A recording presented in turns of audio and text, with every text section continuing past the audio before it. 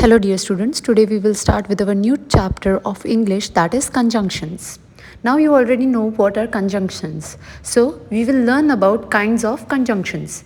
There are three kinds of conjunctions: coordinating conjunctions, correlative and subordinating.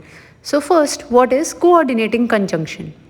Coordinating conjunctions may join single words or they may join group of words, but must always join similar elements, that is words plus word. For example, I bought fruit and vegetables. So phrase plus phrase. For example, he was happy on winning the trophy but sad on losing the title of the best man of the series. And sentence plus sentence. For example, he was not feeling well, yet he came to school. Next we have is coordinating conjunctions. What are the coordinating conjunctions? For, and, nor, but, or, yet, so. So fanboys is what you need to just learn. So for is used to denote reason. For example, I couldn't get up early for I had gone to bed late. And is used to denote addition. For example, I put on my shoes and took up my bag. Nor is used to denote and not. For example, I didn't take my umbrella nor my raincoat, but is used to denote contrast. For example, I waited for the bus but finally took a cab. Or is used to denote option. For example, I could go to the theater or the zoo. So this is what you need to learn and you need to write this in your notebook.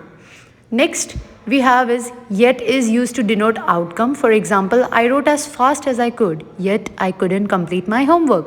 So is used to denote result. For example, I wanted to watch the serial, so I hurried home. Now, punctuation with coordinating conjunctions. What kind of punctuation do we use? When a coordinating conjunction joins two words, phrases, or subordinate clauses, no comma should be placed before the conjunction. Now, whenever you put anything, for example, you are putting two words or two phrases, anything like that, you should not put comma in between. For example, Varun bought pens and pencils. So here we have a word plus conjunction plus word. So in this you cannot add a comma. Okay. Next we have is a coordinating conjunction joining three or more words, phrases or subordinate clauses creates a series and requires commas between the elements. Now when you are having three or more words, then you need to add and, but before that you need to add comma, because you cannot write like this Varun brought paints and pens and pencils. You need to write Varun bought paints, comma, pens and pencils, like that. Next we have is a coordinating conjunction joining two independent sentences requires a comma before the coordinating conjunction. For example, Leela decided to learn dancing, comma, but Geeta wanted to learn music. So now over here, when two independent sentences, means they are both different from each other, and between that you are adding a conjunction. So you need to put a comma also. See, it is already given sentence plus comma plus conjunction plus again the sentence. Next we will learn about correlative conjunctions. Correlative conjunctions are pairs of words that are always used together.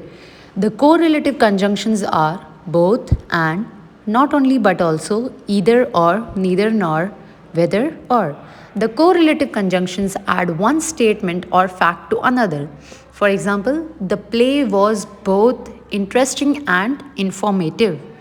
They express a choice between two alternatives. The speaker spoke neither in English nor in Hindi.